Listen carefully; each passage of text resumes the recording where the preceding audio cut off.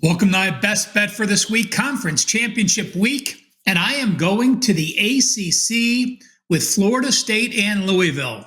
First, I want to scold Michael Norvell. I had a preseason prop on Florida State to win the ACC. You shouldn't have played him against North Alabama. You should have just sat Jordan Travis and had him ready to go. Of course, I'm just kidding. You got to play your players. Jordan Travis got hurt against North Alabama.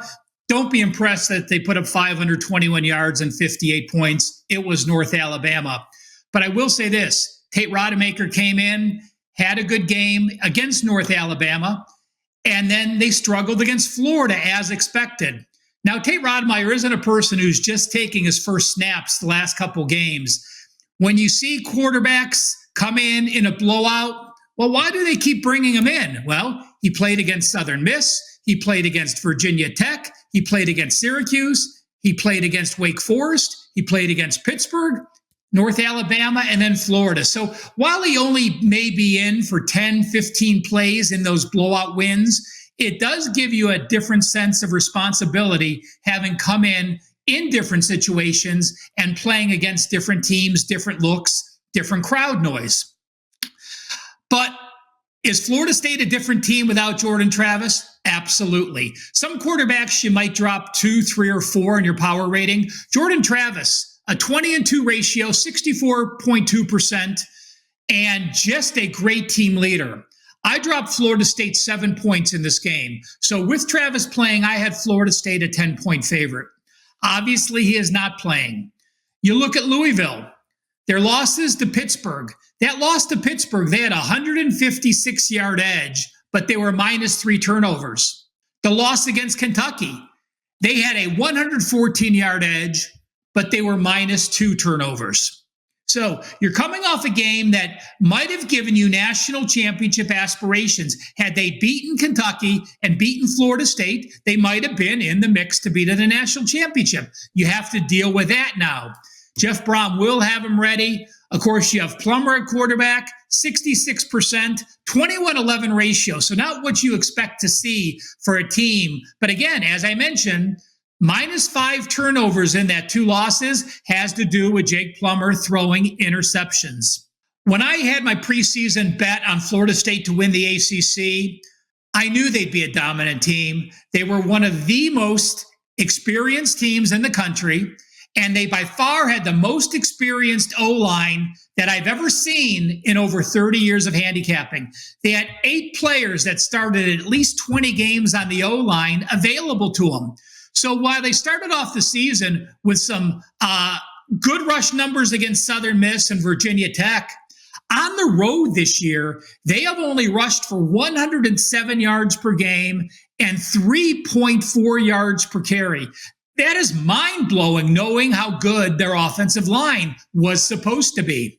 Louisville, rushing the ball 38 times per game for 185 yards. Excuse me. And in the last 4 weeks, they've averaged 184 yards per game rushing and 5.1. Obviously, the game in Charlotte, home of the Panthers, outdoors. Looking up the weather, it is going to rain. There's an 80+% chance of rain, and not only rain, heavy rain. They may get up to a half an inch of rain during this game. So you're going to have sloppy field conditions. You're going to have a Florida State team that wants to be conservative, does not want their quarterback to get behind the chains, and I think they'll run the ball often. With Louisville, they want to run the ball to set up the pass. They've had only 4 games passing over 300 yards, so they are a very dominant run-heavy team. To me, this plays perfectly for a first half under. I think while the line got adjusted to where it is, I think the 58 points against North Alabama, I think the 24 points against Florida, I think Florida State now in the mix to win and have a berth to get to the playoffs, all has people thinking that this offense really hasn't changed that much. To me, it's a dramatic change. Best bet for this week, Louisville and Florida State under 24 points in the first half. What is up, guys? Talking a little SEC championship game here. The Georgia Bulldogs and the Alabama Crimson Tide, 4 o'clock Eastern on CBS in Atlanta, Georgia. and I'm going with the Georgia Bulldogs, laying the 5. It's 5.5 at a lot of sports books. If you shop around, you can find it at 5 flat. I like it under a touchdown here, guys. I do think there's going to be a lot of points. One reason being, yes, Georgia's on a 27-0 run, a great run overall, straight up. But when it comes down to the end of the season, if you remember last year, they put 50 points up against LSU in the SEC championship game, winning in dominating fashion. And if you remember into the playoffs, when the lights come on, this Georgia Bulldogs team starts to become a little bit more offensive minded, if you will. They actually average more than 50 points. If you keep in mind they put up 65 points against TCU. So in the two playoff games in the SEC championship game last year, averaging more than 50 points. And coming to this season, Brock Bowers, the whole group looks to be pretty healthy here. And that Georgia Bulldog defense, it's a lot better than the Auburn defense, which Alabama went right down to the wire with. So I think they're going to be up against it a little bit. I do see a lot of points. I think it gets up and over the mid 50s, which is where we're seeing this total right now. But even more so, guys, give me the Georgia Bulldogs to punch their ticket into the playoffs, win the SEC championship, and make it 28 in a row. Lay the 5 with the Georgia Bulldogs. Roof, roof, roof, roof. Give me the dogs. For my best bet here on the show, guys, I'm going to go to the Sun Belt Championship game between Appalachian State and Troy. Quite a game here, right? Two veteran experience squads, teams that really, when I talk about veteran and experience, I mean being in this position, always contenders for the title, always contending to be in the championship game. And now they're here. Both have achieved the goal. Came a little bit differently for both, but here they are. They're both predicated on basically the same philosophy: strength in the trenches. Both sides of the line emphasized it by these programs. They like to establish the run first and then work off it, play action, RPO, what have you, passing style game. That in itself probably speaks to an under in this game. But there's also weather to consider. Ralph talked about weather in the ACC game. There's weather here. The 3 o'clock to 8 o'clock time frame, Central Time, that this game is going to be played. And remember, this is not played at a neutral site. It's played at the host field. And Troy certainly has their home field here. Rain scheduled from 3 to 8, anywhere from 60 to 82% chance. Going to rain all day long. This was supposed to be thunderstorms prior or earlier in the week. However, it's been reduced now to just rain, which may in fact help an under, because thunderstorms, a lot of times they'll stop the game.